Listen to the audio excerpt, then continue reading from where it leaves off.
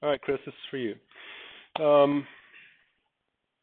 We will not have, as I said, the seminar today. We'll have next time.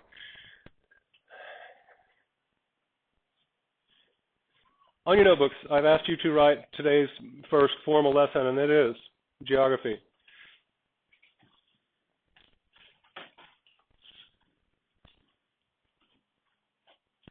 And really our big question, and it's a delicious one, is geography destiny? You might want to write that as your sort of notes title for this page, is geography destiny. What does that mean?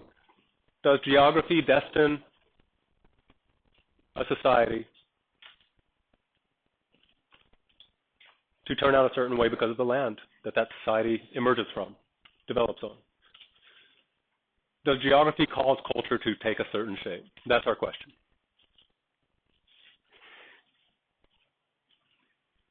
You will have a quiz on this. Wait until I tell you when it will be. I'm really in no hurry. The dynasty song, you learned time. 36 centuries from the Shang to today in a song. You learned the time. Now we're learning the space. And then we're ready to talk the actual history and so forth. So a few key terms. You're going to click your heels 3 times and say there's no place like college, and then you're going to be there. It's like Dorothy and the Wizard of Oz, right? College is around the corner. You do want to have a basic, sophisticated vocabulary for social studies. So if you don't know what these terms mean, physical geography. Anybody? What's physical geography? It's the land. It's the mountains, it's the rivers, it's the climate, it's the land itself, right? Just physical. Human geography, what's that? Where the population. Where the people are, who the people are, the distribution of people, the types of people. Do we have one culture, 2 culture, that sort of stuff? So just what, and then of course the effect of humans on the geography.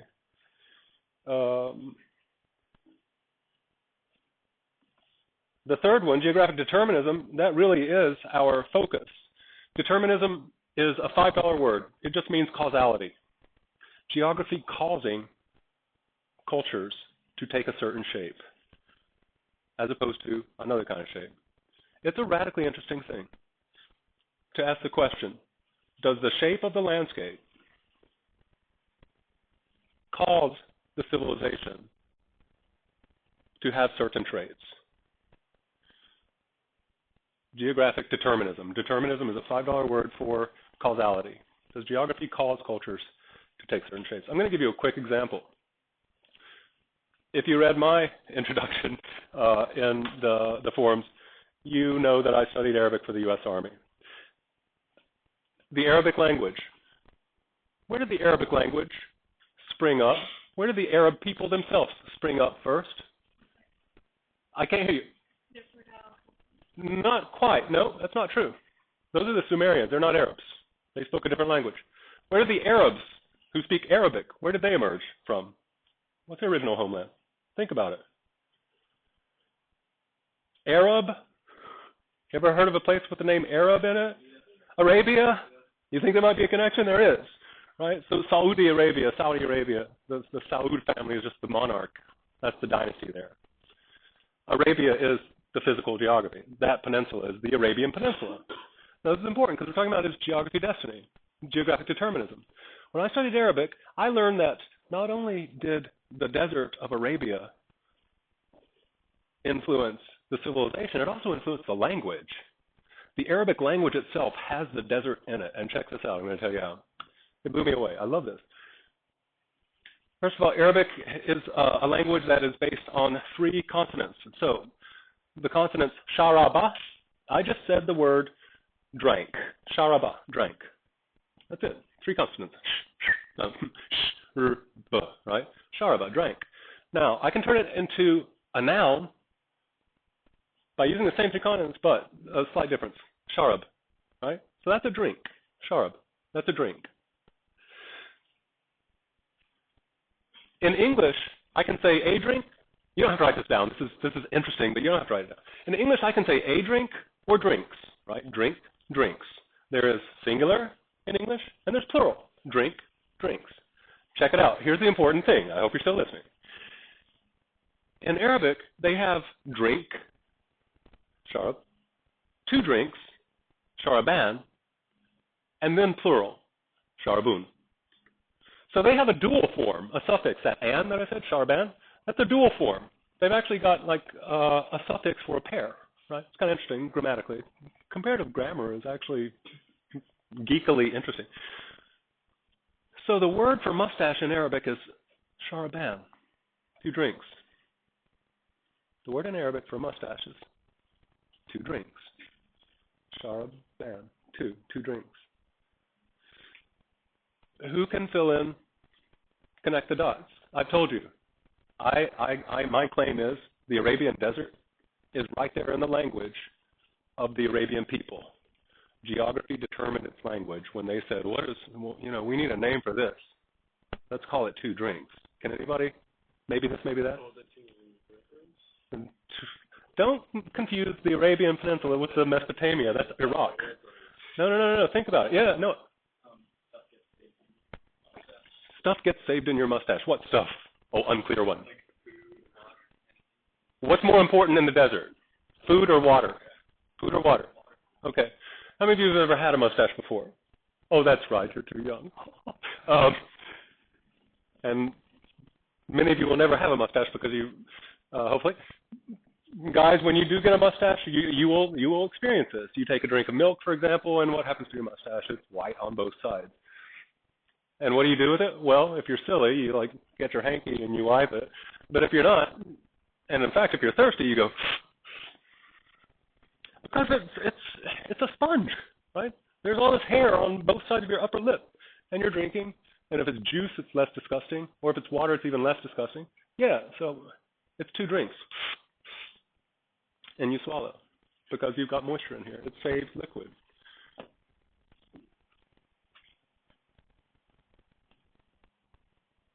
Only if water and swallowing liquid and not dying of dehydration is important in your culture, because you're a desert people who go from oasis to oasis,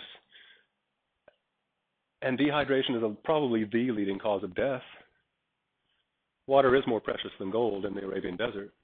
Only there would people like go, what's a sensible name for the hairs above my lip? 2 drinks, right? Geographic determinism. Does that make sense to you? Izzy Faulknoyan, or however you say her name, she came up with another one, the Industrial Revolution in England. They had coal and water, rivers and coal right next to each other, both in abundance. That gave them the geographic advantage that destined them to have the Industrial Revolution before, for example, China, which was far more advanced, but its coal was very far from its waterways. And so geography can actually shape cultures. Does that make sense to you? We'll talk about linguistic determinism, which is a different thing. I'm only going to give a hint of it. But for those of you who have heard anything about Chinese philosophy, it's incredibly, incredibly relevant, interesting, beautiful, and fascinating. I will just plant the seed here, but we will really watch that seed grow in the philosophy unit. That's maybe 4 weeks from now. And then finally, this is my claim. I hope to write a book before I die, making the arguments and laying out the vision that has developed over 60 straight months of thinking about China compared to my own culture. And so I want all of you to please challenge me whenever I make a claim, because what I'm really doing is testing my interpretations and my arguments and my claims with you. So please challenge me or qualify or whatever, so that when it comes time for me to actually write these things down, my ideas are stronger, either because you identified that's weak and I'll throw it out, or else you're not accounting for something and I'll have to account for it. All right? So please notice I'm saying my claim. My claim is this. At the end of this lesson, you really should be able to see why I say that while China and the West are on one planet, they are literally 2 separate worlds. 2 worlds on one planet. Now, this is my trademarked sort of frame. When I study China, it really is like studying a different planet. And geography is really at the heart of it.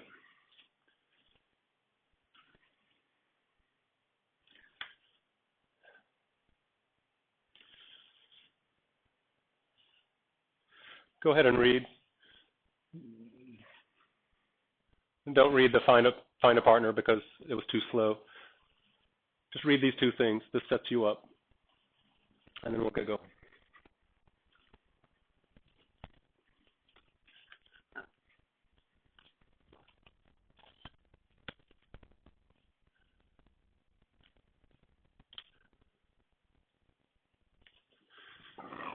Excuse me.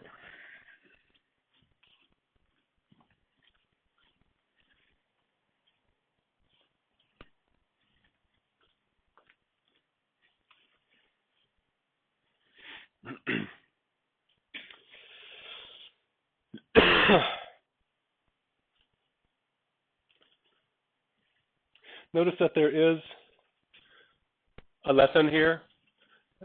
This has like mapped up and then multiple choice questions. Feel free to actually practice it or whatever, right? It's not for a grade, but it's there for you to blah, blah, blah.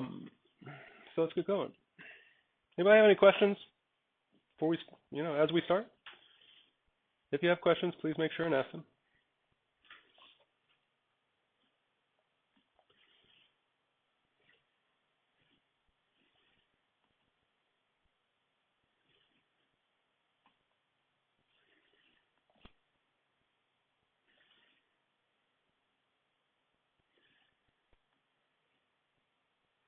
Really? Seriously? Is that what you're going to do?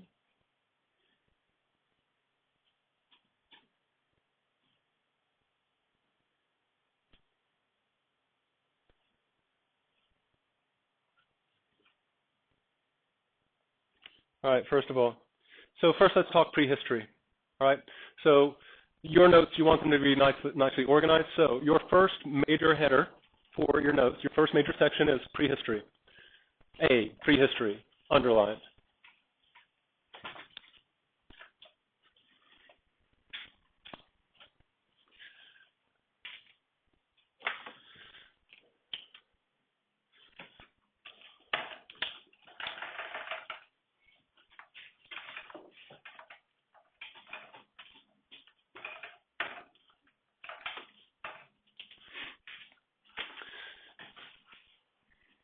In evolutionary terms, we're going to talk about the history of our species and how it actually settled the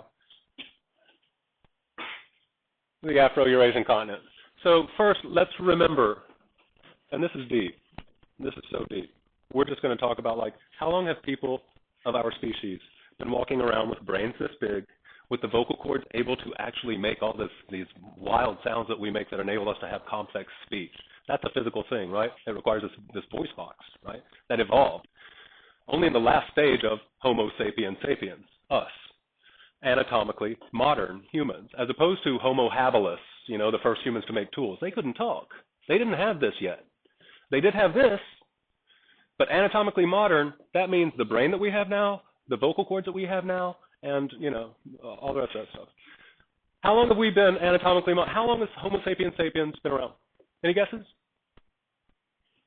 Of course there are guesses. Come on. Of course there are guesses. Come on. I'm not going to... 5,000 years? Isn't this fun? Well, you have no idea how long your ancestors, because your ancestors go back far beyond the beginning of history, beginning of writing and civilization, they go back 100,000 years.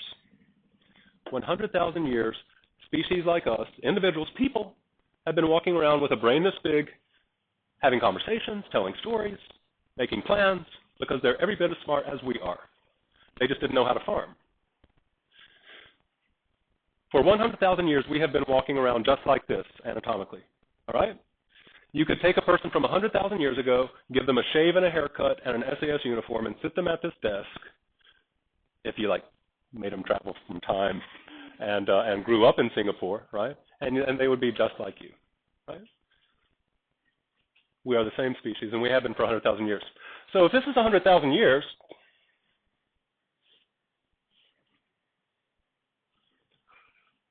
and this is today,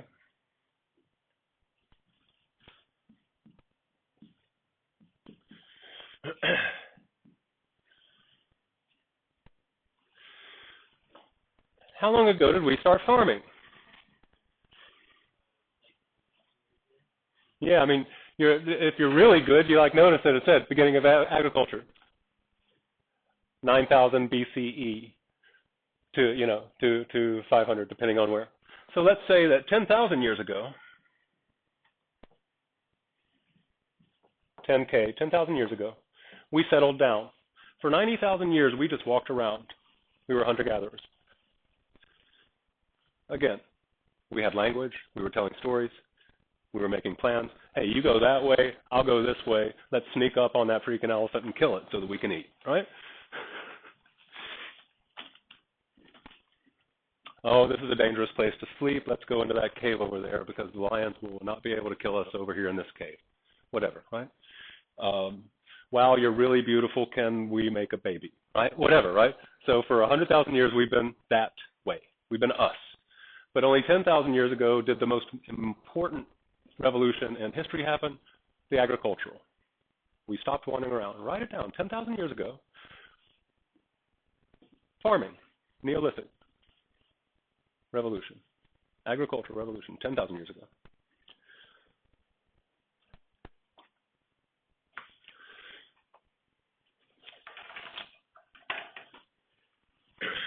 And here they are.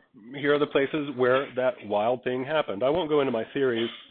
Those of you who've had me in ninth grade, you might remember them. No, I won't go into it.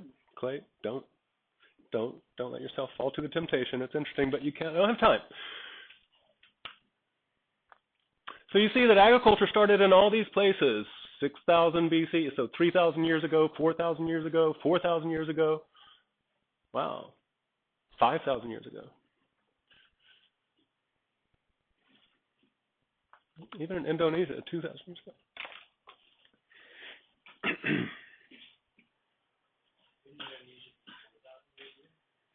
Oh, you're right. Now, you have studied this before, and depending on how good your teacher was, it was either boring or interesting, and how good you were. It was either boring or interesting. It's interesting. The 4 original River Valley civilizations. Do you remember them? Can you do it without looking? Right? Mesopotamia, yeah? Yeah, and there's Mesopotamia. Today's Iraq. Yeah, the Indus. There it is right there. And then the Nile, Egypt. The Indus was India. And then China. Now, do you see evidence for my claim? We may as well be talking about China as a different planet. Do you see evidence? Look at the thing. It's right there in front of you.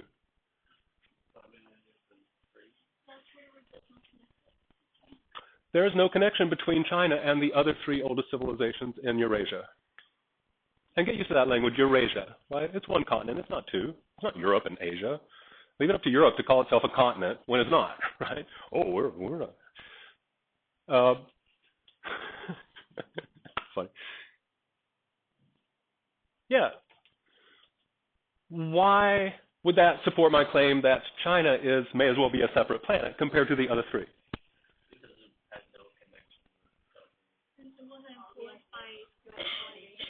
It wasn't influenced by, it had no contact with, and what? Every idea that they had was created on their own. So again, I say to you, this may as well be a separate planet in its own orbit because it is not influenced by the Egyptian, the Indian, the Mesopotamian.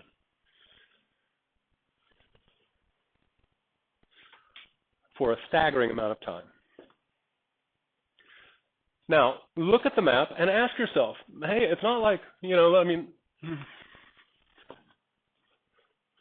1, 2. All right, so from Harappa here on the Indus to Athens, which is not an original civilization, but anyway, is 2 lengths of my Ronald McDonald hand. Look, actually, China is closer to Harappa than Athens, and yet Alexander the Great could actually he did this, right? You know this, right?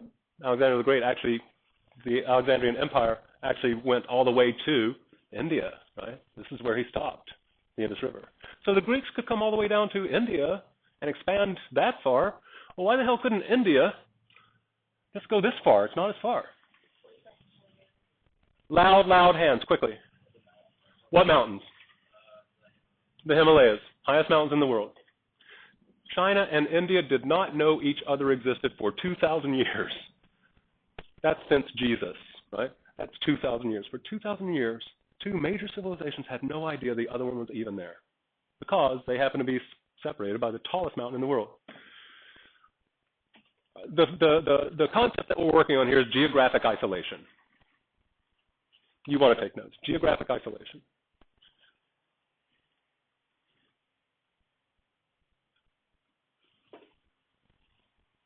let's just linger on that. What other isolating features,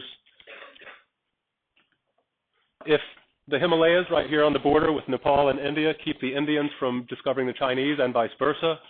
They can't just walk over the highest mountain in the world. Who wants to do that? This is not the best map, so let me find a better one.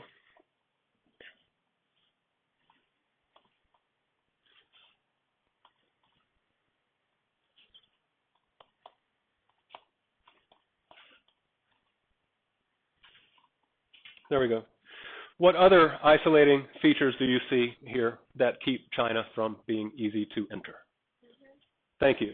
I want you to know the names of the deserts. So under geographic isolation, you've got 1, Himalaya Mountains from India. 2, this desert, Taklamakan, right there,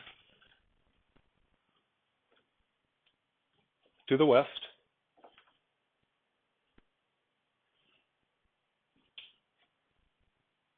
The Taklamakan. You're in Central Asia, you're not going to walk across a desert. Unless somebody's chasing you and you can't go in any other direction. And then up here, so that's to the west, notice, sort of the northwest. The southwest, you've got the mountain, Himalaya. Northwest, you've got Taklamakan. And then due north, you've got the Gobi Desert, G-O-B-I, the Gobi Desert in Mongolia.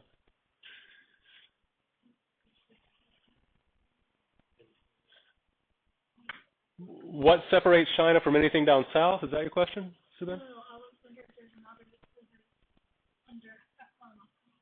Oh, no. This is the Tibetan Plateau. So Tibet is on the Himalayan, the Tibetan Plateau is next to Himalaya.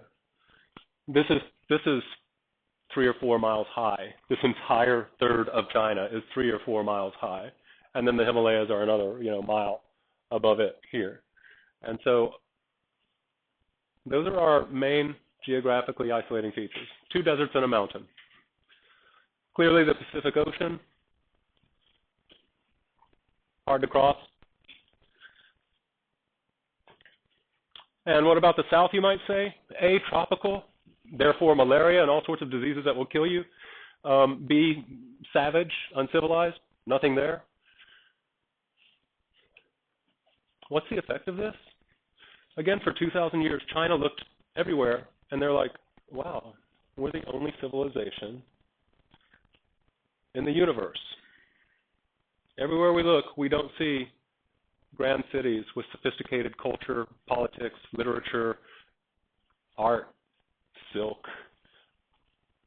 culture, right? Because everywhere they looked, there really wasn't any.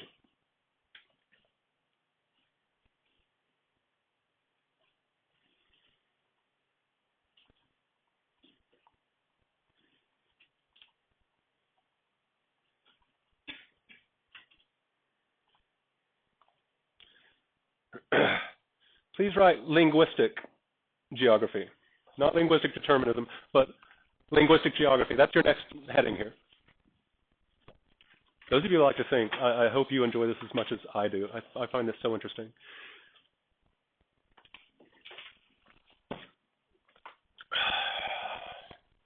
This map here shows you. I'm doing this for the benefit of Chris so that he can see the little hand moving around. PIE, that stands for Proto-Indo-European.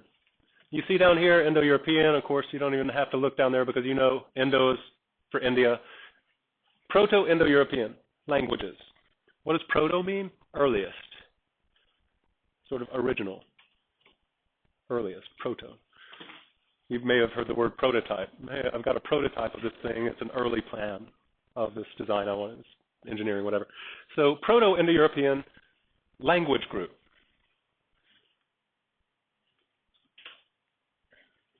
About 5,000 years ago.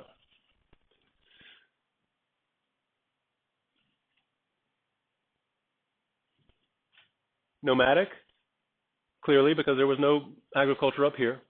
And this tribe of nomads who spoke this earliest Indo-European language started migrating in different directions, and this is why it's interesting. So they migrate into Europe, but they also migrate into Central Asia, Iran, and even into India. and they conquered India. You remember that in your, again, like, world history is so interesting, but not in a world history class because there's just too much. And do you remember the original Indians were the Mohenjo-daro Harappans, and then they were like overtaken by the Indo-Europeans, the Aryans? So you had these original Indians who were not the ones that are there now, because the ones that are there now invaded and took over the ancient, like 2,000-year-old Indian civilization. Well, they were the Aryans, the Indo-Europeans. And they did that about 2,000 years BC. And they're still there. They conquered it, all right? Who cares? I care, first of all, because I was thinking this myself, and here's my claim. Challenge me if you want. To me, if India has the same language in its grammar and syntax and all sorts of stuff as Europe, then I don't think India should be called Asia. I think India should be considered Western, because their brains use a certain language that has certain features that makes Indian culture process experience based on, and here's the part that's interesting, if you want to figure it out, based on the same thing that English has: subject, verb, object, things, nouns. We're a noun-based language. Oh, I'm sorry, that's a sentence fragment. You don't have a subject in it. The thing that did something. John kicks the ball. If you say kick the ball, oh no, that's a sentence fragment. You have to have the thing that kicks the ball, right?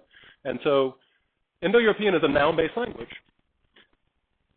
The argument is that the Indian mind, because of the language, processes, experience the world in terms of things, nouns, things. Okay, so I'm going to see the world in terms of things. Here's the contrast. Oh, and by the way, going back, notice the Greeks, Indo-European, the Italians, the Celts, which will end up being like the French and all sorts, the Germans, which will include Anglo-Saxon, which is our English, the Baltics, Armenian, Turkish, Iranian, Indian. I forget what this is. I think it doesn't matter. So you see that all of those languages are all, at the very, very root, noun-based. What do you think China is? It's not noun-based. This is why it's interesting. Because I believe God really have to learn Chinese a lot, even though they are languages. I mean, it's just really different. Yeah, trust me, I spent the summer studying it 40 hours a week for 8 weeks. I agree with you.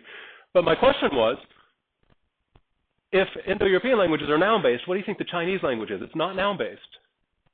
What other way can you process experience if it's not by, okay, the separated things? What other main parts of speech are there besides nouns? Verbs. Talk amongst yourself for 30 seconds. Take 5 seconds to think about it, because you're right. China has been described by linguists and philosophers as a verbal, or gerund. Gerunds are like running. It's a noun as a verb. As a verb-based language. If your brain has been programmed by a verb-based language to process reality in terms of actions instead of things, separated things, what's the difference that might make to you as a culture? Is that too deep for you to discuss? I hope not. See if you can do anything with that.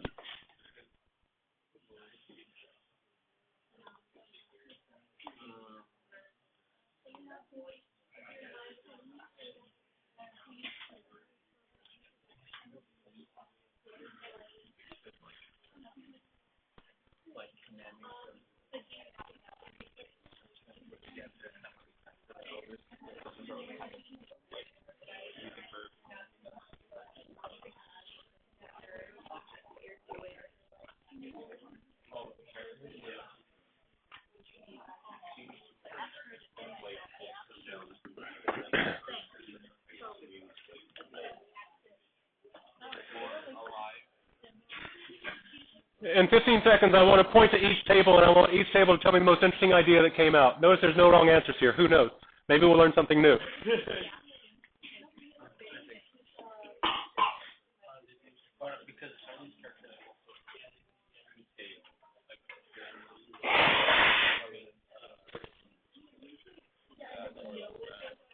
All right, I got to move on. So, pointing. What do you got, Noah?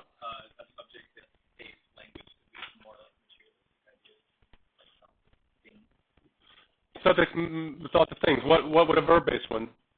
Like action, lots of commands. Lots of commands and actions. Anybody else have anything that you found interesting? This table, anything? Yes or no? No? This table? We thought because like people count as nouns, maybe it's less individualized and more group-based. Yeah, no, non-noun-based one. Yeah. Okay. All right. It gets really deep, but we'll get there when we hit Taoism, especially. Anything come out here? We said that they'd like have a different perspective of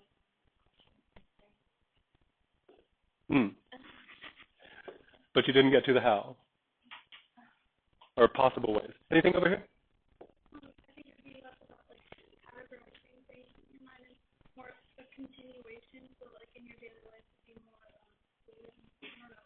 That's very interesting. Did you hear that? It wouldn't be about categorizing things into different categories, but instead it would be about fluid and fluid implies time, doesn't it? Yeah, you'd have a better sense of time passing. Yeah, because of the flow of action. Action takes time, and action takes several other things. If you think about what action takes, does action separate people, or does it connect people? Think about it. Because?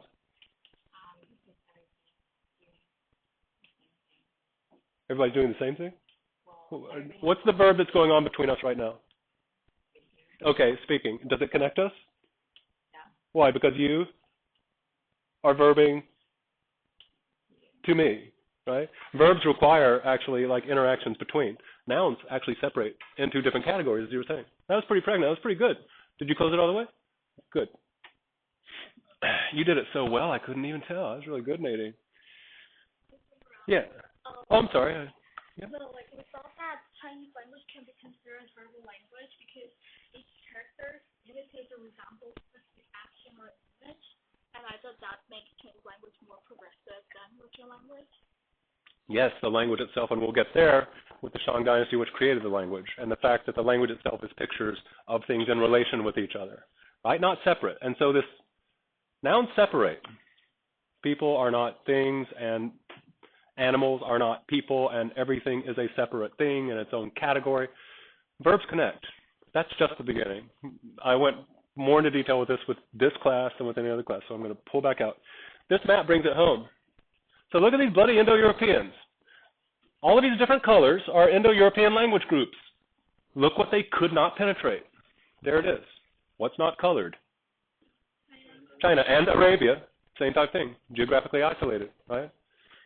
But China, yeah, they couldn't. So even linguistically, China is a different world. Hungary is a really, really weird one. It's not Indo-European, and we don't know what it is. I've got some friends who are Hungarian. But they came from our next topic.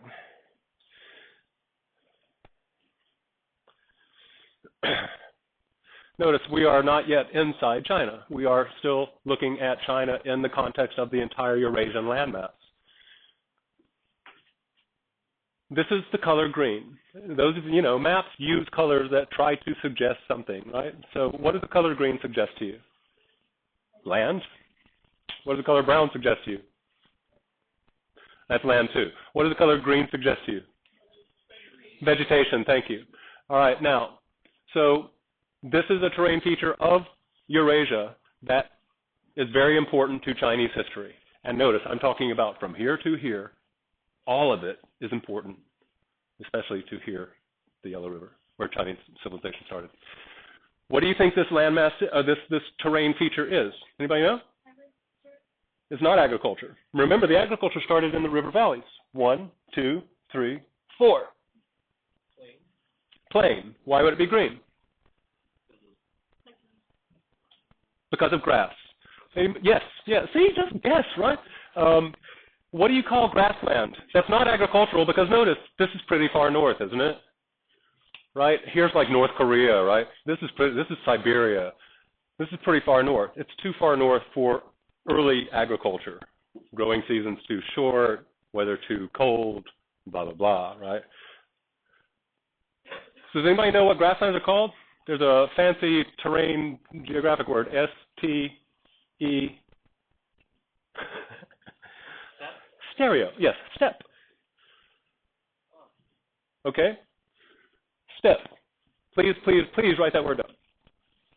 Is geography destiny? Does the presence of the Eurasian steppe, the Great Eurasian Steppe, that's what it's called. Notice that thing's like, God, 6,000, 7,000 miles east to west.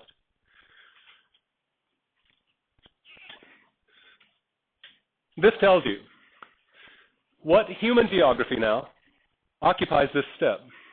It's right on the screen. What type of human society occupies nomads? Nomads means they're not settled. Well, they're not settled because there's no farming there. So how do they live? Look at the picture. Pastoral. I have livestock eating the grass of pasture, and I'm living off of them. These are goats. We drink the goat milk, we eat the goat meat, we wear the goat skin, we wash our hair in the goat urine. Probably, seriously.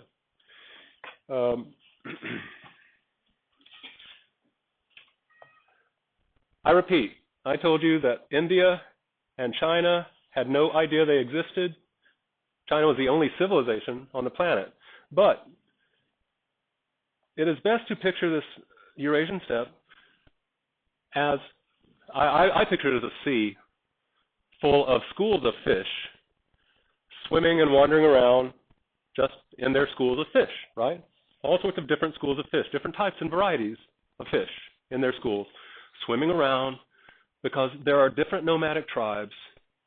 As a nomadic tribe, you can't get too large. Why? Because then you can't support all the people. You can't support a large population with this type of subsistence, right? And so when your population as a tribe gets to a certain unsustainable number, you've got to split into two tribes, right? So they are always, by definition, by necessity, pretty small, the tribes. And so just picture this, a big sea with different nomadic tribes on horseback, following their animals who are grazing the grass until they've grazed all the grass. Then what do we do?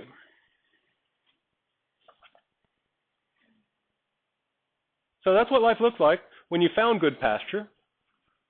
What is this called? It's a yurt, Y-U-R-T, right? You go to Mongolia, the Mongolians still live in them. It's the coolest thing in the world. And okay, well, now our herd has eaten up all of the grass in this area, so what do we need to do? We got to move.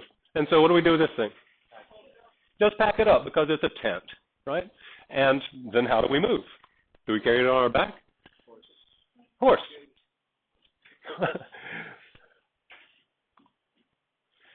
What do both of these nomads of the steppe have in common?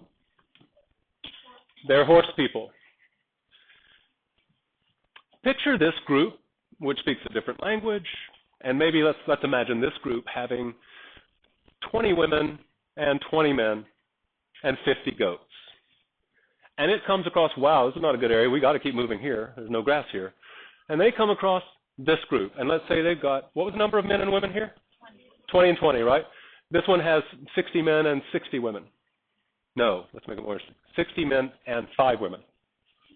Now, what do you think is going to happen when they encounter each other? Come on, please, please, please, help. Mix up. Put in English.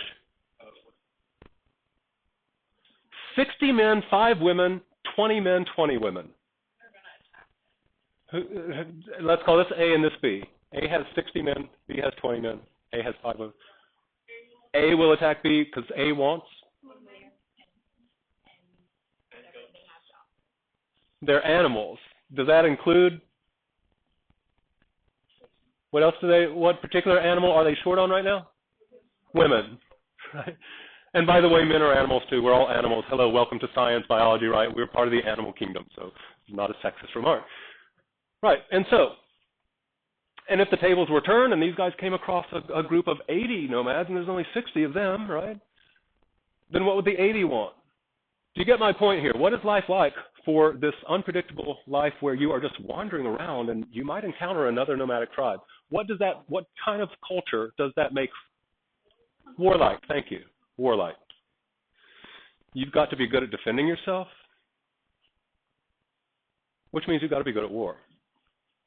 And in fact, you've also got to be good at seizing any opportunities. especially in times of hardship. Maybe it was a drought year and there's not a lot of grass, and some of our goats are starving, and there's not much food, and so sometimes maybe we've got to be rapacious, we've got to be aggressive, we've got to plunder other people. Two things to remember about these guys. A, they are warlike by necessity. B, they are mobile. They are on horse. Part of being warlike is being good at horsemanship. This is the human geography of China. They look around, they see no other civilization, they have no idea about India, but they see these guys moving in and out unpredictably over and over and over, and it is hugely, hugely, hugely influential. Most of the crashes, what's the first crash? Wave one, what's the crash? Let's sing the song real quick. Shang, Joe. Quick. Go ahead. Yeah. Okay. Okay. Okay. Stop. What's the crash of the first wave? Warring States period. Guess what? That's not nomads. What's the crash of the second one? Period of disunity. Guess what? Nomads come in and they make their first major impact on Chinese history. I mean, they come in and they take over the Yellow River. Nomads take over. They don't just raid. Oh, nice women in that village. Let's go take them and the silk and the food, and let's go back up to the step. No, they come in and they conquer and they rule. That's the period of disunity. What's the third crash? No, we'll get there. You don't really have to write that, but it's interesting. What's the third crash? Sui, Tang, Song, Yuan. And Yuan is who? Genghis Khan. And Genghis Khan is of what ethnicity? He's a Mongol, and those are nomads. So the Mongols caused the crash of wave 3. And then Song, Yuan, Ming, Qing. Qing is nomads, Manchus. So over and over and over again, this human geography of the steppe land is going to have a huge, huge, huge effect on China.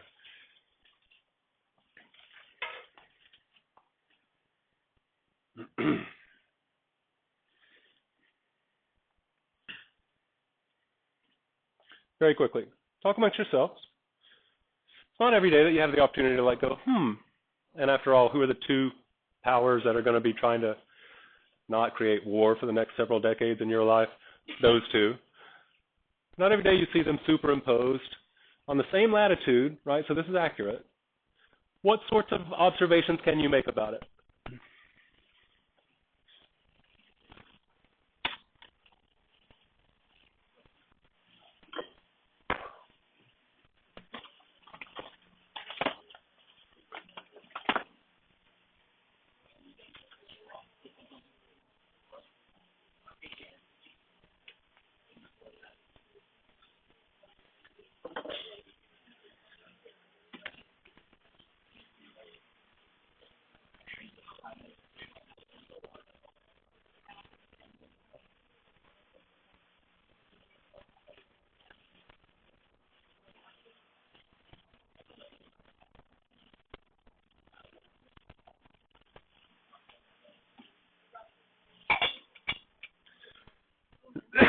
So, what do you find this interesting?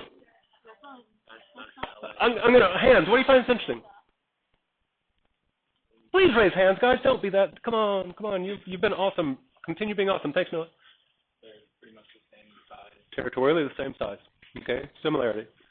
What else do we have? And say names. Danielle, okay.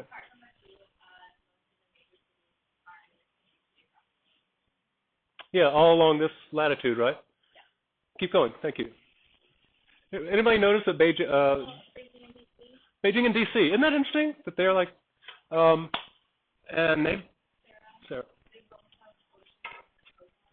Both have oceans on their coastline. Now, is that an absolute similarity?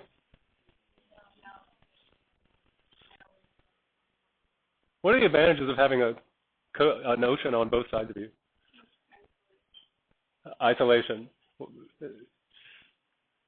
Why is that an advantage? Well, like during the World War. There you go, right? It's really hard to invade. T?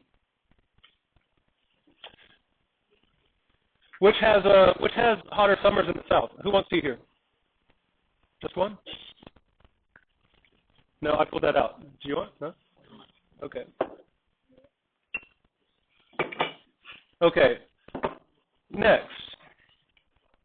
Please write this down.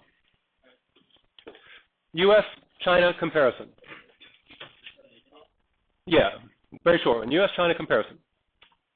And you can turn the page if you're running out of stuff like Danielle.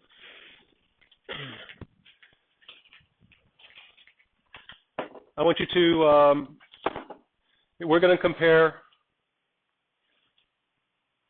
three things: area, territory, arable land, farmland, percent, and population.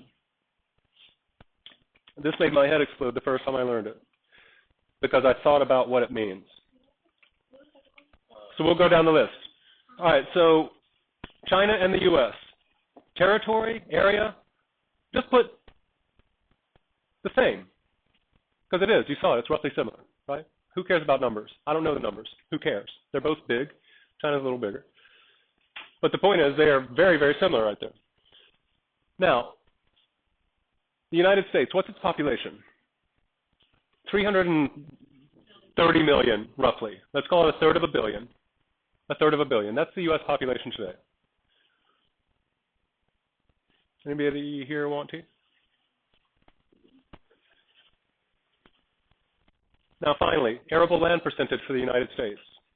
That country, you can farm 40% of it.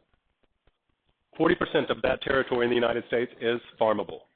Think of your Midwest, right? We don't call it the breadbasket of the world for nothing. Last ones. Okay. China. Population? 1.4 billion. 1.4 billion, China. Now, here comes the dramatic one.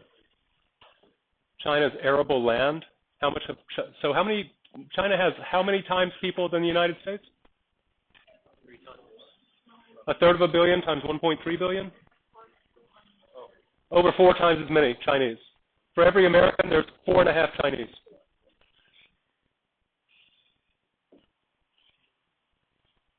Percent of China's arable land, 13%. 1-3. Talk amongst yourselves about why that should detonate in your head. Look at that. Look at the comparison. Yeah. Sorry? Yeah, I'm coming.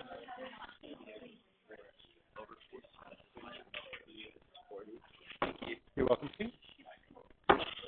I loved hearing that verb thing. You were on it. Seriously.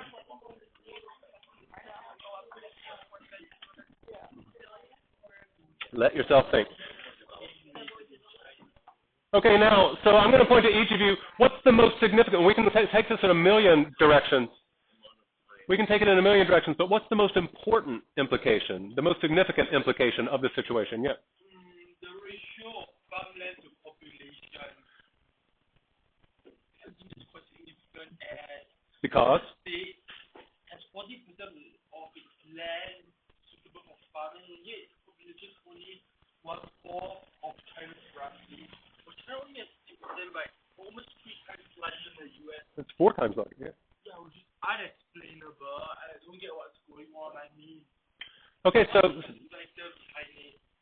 well, the factor we'll talk about in a minute, but what about the consequences of this to China? There's a very obvious thing, and tell me your name, I'm sorry. Jacqueline, I thought so. It can cause like poverty in China because like of lack of resources, and it like they have to import and export, making items more expensive. Right, right. So this arable land scarcity, farmland is scarce, plus a high population density. Clearly, we've got just a challenge to feed ourselves, right? When you couple it in with the fact that there was really nobody to trade with for 2,000 years, import, export, right? Where? That's really dramatic. So from then to now, China feeding itself is a serious, delicate thing. Famine is not unheard of. And worse yet, there are more factors that make famine even more heard of. As soon as I find a cup, good, because I want tea too.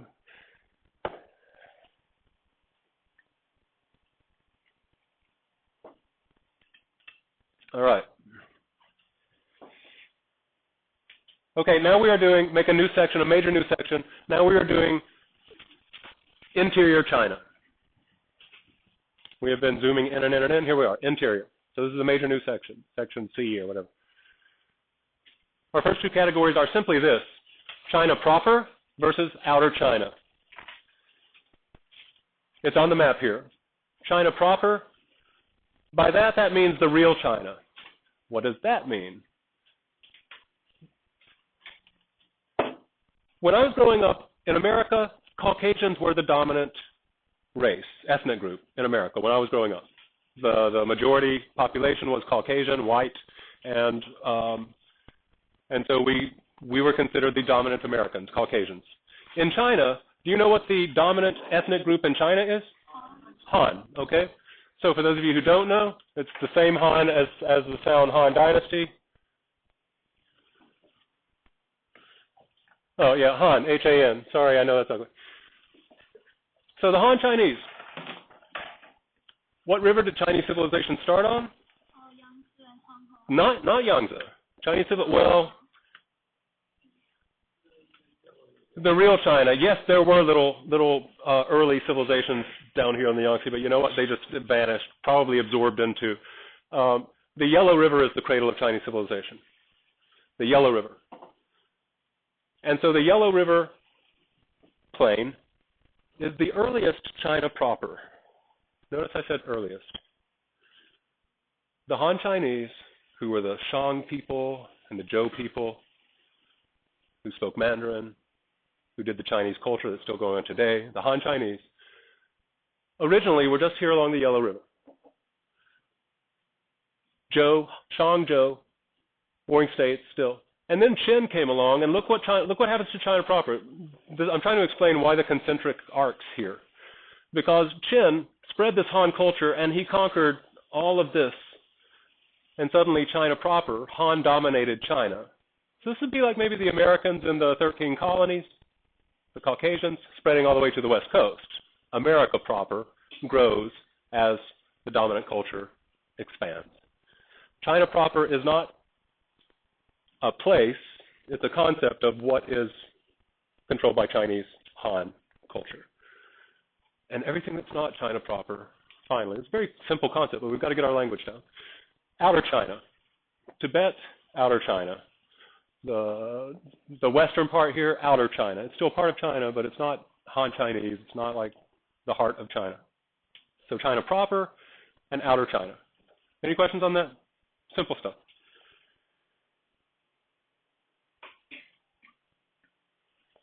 I still haven't had a sip of tea.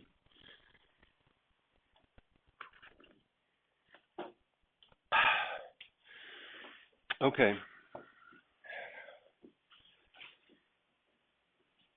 All right, we're actually doing quite well. Notice next, since the cradle of Chinese civilization is the Yellow River from the Shang and pre-Shang times, notice that we have a word for the Yellow River heartland that's not growing and expanding, and that's called the, as in there's only one, Central Plain. We'll be talking about all this stuff throughout the course. You need to be able to picture it in your head. Oh, the Central Plain, I know where that is, right? So the Central Plain is the Central Plain of the Yellow River. Please write Central Plain down. It's going to be on your test. People confuse the Central Plain with China proper. China proper expands and contracts like an accordion, depending on. The Central Plain is a place. It's the plain land, the flat land around the Yellow River. All right?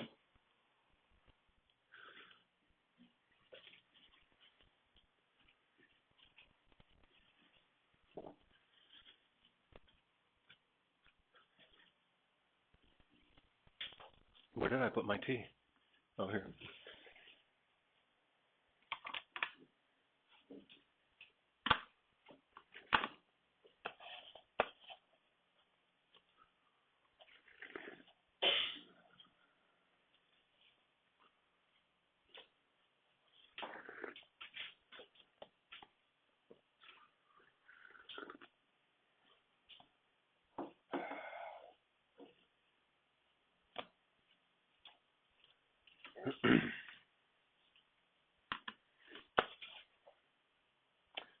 Okay, your next question, or your next topic, quote, China's sorrow, and put it in quotation marks.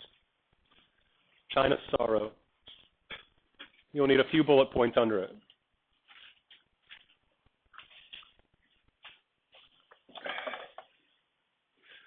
As you follow along in this part, I want you to keep thinking of the question, is geography destiny? Because right now, we're really asking, you know, how is China's isolation, how does it destine it to be a certain civilization?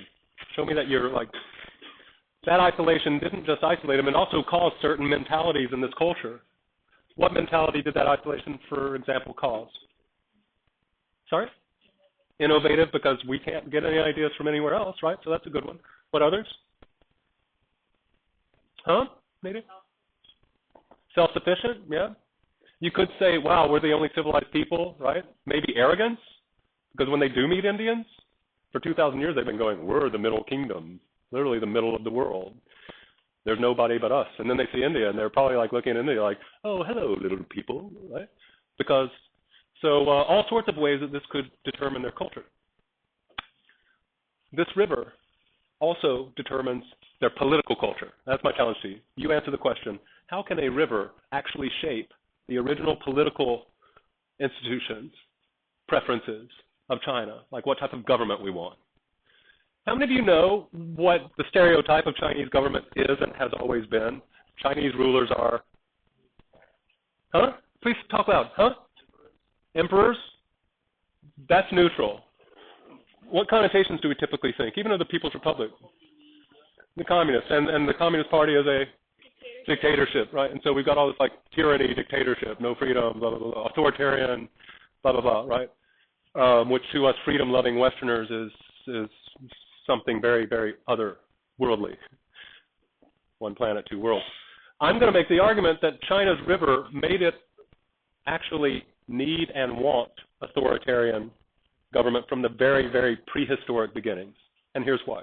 So China's sorrow, what is it? It's the nickname for the Yellow River. It's what the Chinese themselves call the Yellow River.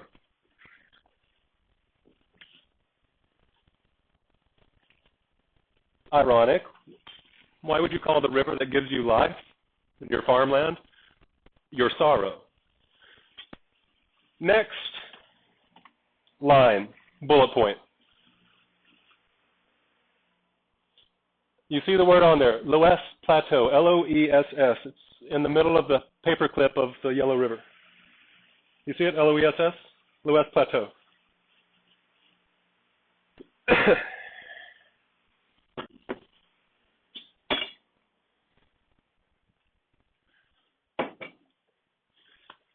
By the way, you need to know, there's a list. It's very simple. I don't need to like hold your hand through where is Xi'an. It's on the list. That's Xi'an. And this river right here, this little tributary of the Yellow, this is the Yellow, right? It starts in way in the west, up in the mountains, and then it goes, I'm trying to do this for Chris. Chris, just follow the shape of the Yellow River. It looks like a paperclip. So it's flowing west, east, and then it starts going up through here, and then it does this radical north-south, northward bend, and then just boom, southward for a long time. This is elevated. It's a plateau. It's a plateau. That means we're going from highland to lowland. Tell me what that means about the current of this river at this part. Please loud, huh? It's strong and fast because it's going from high elevation to lower elevation. Notice this is a plain. It's sea level. What happens to the current of the Yellow River when it hits sea level after going down a plateau? It slows down. Water is rushing downhill. Water hits sea level and flows on sea level in a plain. Water slows down. Current slows down. I'm not going to cross the Yellow River in the plateau. I will get washed downstream. I would think about walking into the river on sea level. It's a slower current. Who cares? Why do they call China sorrow, China sorrow? It's because this bizarre Loess soil.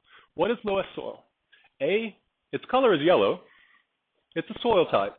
It's a yellow, baby powderish, incredibly fine soil. Yellow baby powder. Picture that. Let me picture it for you, actually.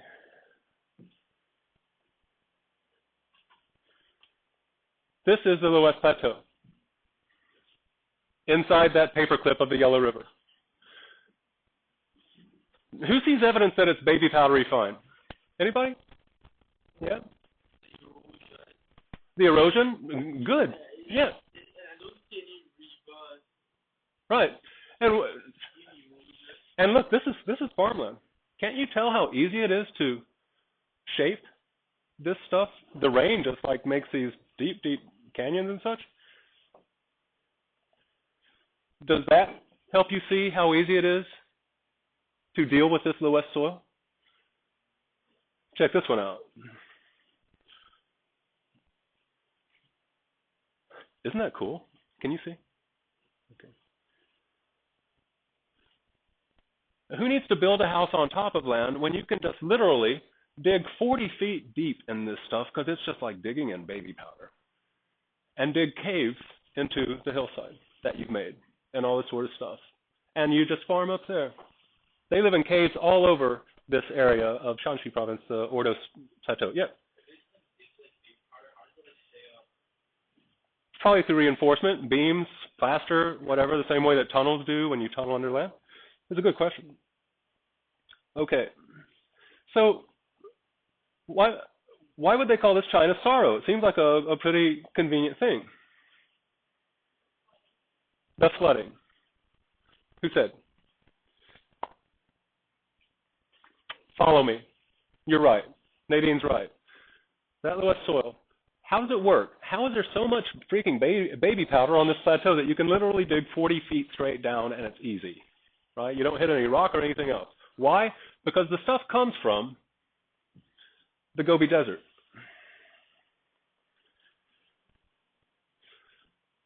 Oh, we haven't talked deserts and mountains, have we? Let me give you those very quickly. So our geographically isolating features are simply three. We did talk it, didn't we? Okay, Himalaya, Taklamakan, and Gobi. So the Gobi here, here's the yellow. This is Loess soil. The desert has this fine yellow soil. In the winter, it's warmer over here than it is up in Central Asia, and so the winds want to go to a warmer place with less pressure, and so you've got this massive, massive wind from Central Asia that comes this way. And it picks up this Gobi yellow soil, and it blows it straight into any high place that's going to leave some, deposit some, on mountains, on hills, whatever. And so year after year, millennia, thousands of years after thousands of years, just longer and longer and longer, this thing is just nothing but a mound of built-up yellow baby powder. Those of you who've lived in Korea or Japan, or Beijing, you know that these seasonal winds east take it across Beijing, across Korea, across Japan, sometimes into Seattle, right? Because it's such fine, fine particulate matter. That's not the pollution today that's in the headlines, but it's part of it. So in any case, we just talked about the fact that the current, all right, so here we are, Yellow River is going through this Loess Plateau, and it rains. And you've seen how thin and fine this powder is, this yellow powder. Well, it rains, and so what happens to that powder? It goes down into the Yellow River, boom. And the Yellow River is running really fast, and so no big deal, as it's in the fast, rapid current. But when that current slows down, and it's got all this sediment in it, that suddenly, you know, if I were to have like a big jar and I had like sand in it, but I'm doing this the whole time, well, no big deal. But as soon as I put it down, what happens? It settles. And so, year after year, month after month, what's going to happen to the Yellow River Plain? Yeah, the bed's gonna get higher and higher because it's all settling. Bed's higher and higher. Same amount of water until finally the water overflows its banks. And China is sorry because that's our farmland that you just flooded, and we're not going to eat because the river has just killed us. It has just starved us. Crazier still, sometimes it doesn't just flood. This river, because of that Loess soil, Central Asian wind, and Ordos Plateau, Yellow River thing, that process, this river changes courses, as in paths. I want you to notice right now, this is it today, and it flows out here into the Yellow Sea. Just as frequently in Chinese history, it flowed down to the south of this little thing here, down here. So it would change courses. Totally as unpredictable as those nomads. The nomads are unpredictable. You never know when they're coming. You never know when the Yellow River is going to flood, or worse yet, change course altogether. Can you picture what happens when a river changes course, a major river? Picture the Mississippi going, New Orleans, no, let's do Miami. And just, right? And suddenly, like, what happens to both places? One is flooded and the other one's dry and starving. Now, is anybody ready to field my challenge that this situation, the thing that gives us life, can also kill us? How can we control this, or at least minimize the threat of flood? Come on, smart people. Huh? Dams? What else? Yeah. Simpler ones. Because dams is trying to just keep the water from, like, going. We want to make a lake or something. Dikes. Good. Dikes. Dikes are walls along the side of the river, right, that just keep the river from getting, okay, if the river's going to raise, we're going to build walls that make it, you know, able to raise higher without flooding. Levees. Dikes. There's one other thing you could do. Think about it. The riverbed's getting too high from all this silt, so what can we do to the riverbed? Dig. That's called dredging, if you want a vocab word. Right? People dredge. It's easy now with bulldozers. You just, you know, dig out the bottom and take the stuff and dump it on the land. Do you think that people, primitive as they were 5,000, 6,000 years ago, sat around going, man, we don't want this thing to keep flooding. We need a solution. Do you think they did that? They weren't stupid. Of course they did. What do they need in order to be able to pull off these massive things where you're trying to tame a big river? Politically, what do they need? I can't hear you.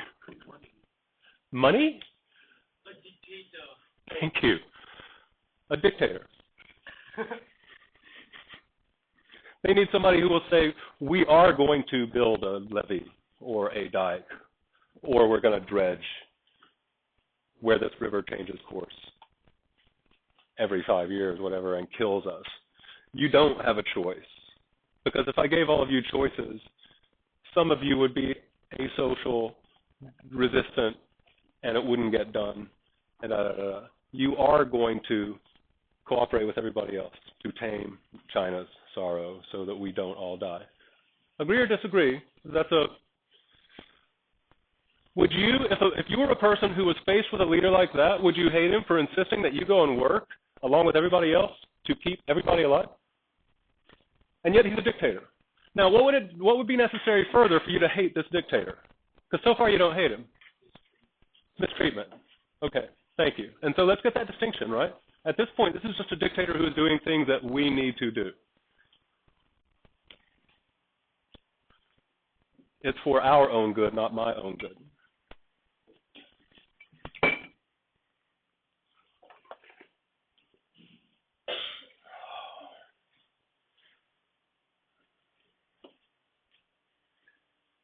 Did we talk about the shape of China? No. Okay, what does it look like? What animal does it look like? It looks like a chicken, doesn't it? Where's its head? On the right, northeast, right? So, okay, and the Yellow River, that's this one. Yangtze River, this one. This is not an important river until Shang, Zhou, Warring States, Qin, Han. It's not an important river until the POD. The Yangtze River, today Shanghai is on it. This is where all the big business is. This is more backwards now. But originally, this was just backwards itself. So this only becomes important, the Yellow River, the Yangtze, and POD forward. This is our story in the beginning, the yellow. Yeah. How about the most southern river? What's that one called? The Xi, Xi, and it goes into Canton, Hong Kong, all this area down here, Guangdong today. That island Macau? Macau is not actually an island. Macau is actually a little rock of land that's on the delta of this river. So Macau and Hong Kong are both down here. This is only important, God, in the last 500 years, all right? So notice, the earliest history is in the north, the medieval is north and center, and it's only the early modern that the south down here becomes important.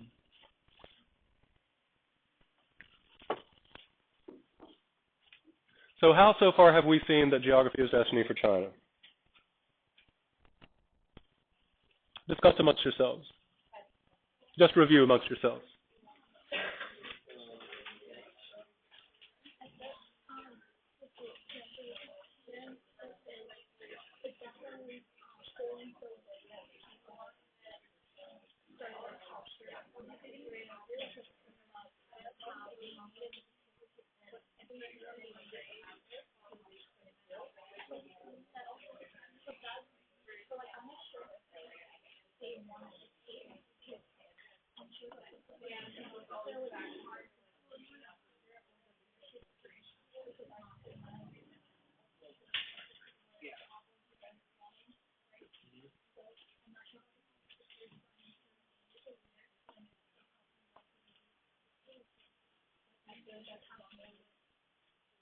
Okay, so you should have gotten geographic isolation and the uniqueness of the civilization because of that. You should have gotten the political possible authoritarian need and even possible desire because of China's sorrow, the Yellow River, that whole West Soil thing.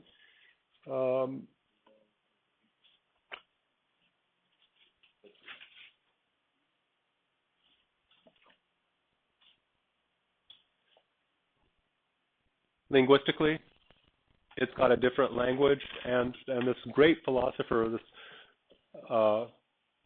check this out, I'll tell you a story. And you're the class that, thank you for letting me get through pretty much everything that I wanted to get through. No, I'll make sure that I get through absolutely everything because this is the last film I'll be making. So this is the quiz that's on there. It didn't get everything. Remember, I'm trying to get all of this stuff redone for the new site, and so I'm having to remake a lot of materials. Did we talk about the seas? Yellow Sea? The Yellow River goes into what sea? Oh my God, really, Mr. Bell, you're going to make me memorize this? Yeah, the Yellow River goes into the Yellow Sea. Oh God, I hate you. All right, now, what's the sea east of China? Oh my God, really? I have to memorize the East China Sea? Okay, what's the sea south of the East China Sea? The South China freaking Sea. How hard is that? All right, done with the seas. Yellow, East China, South China.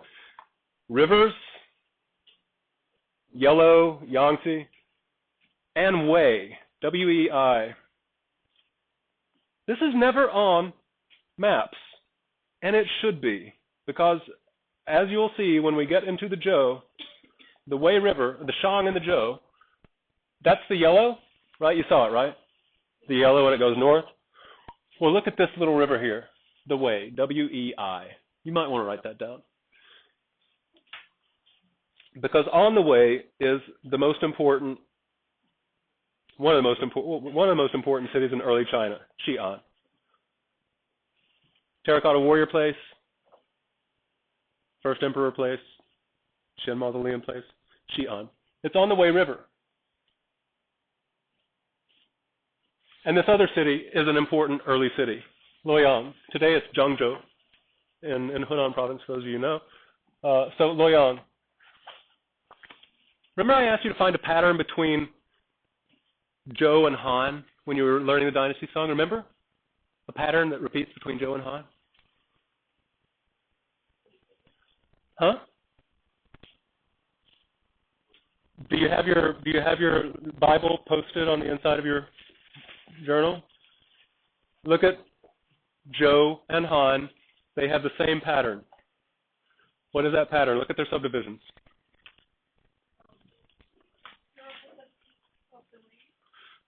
No, the subdivisions within it.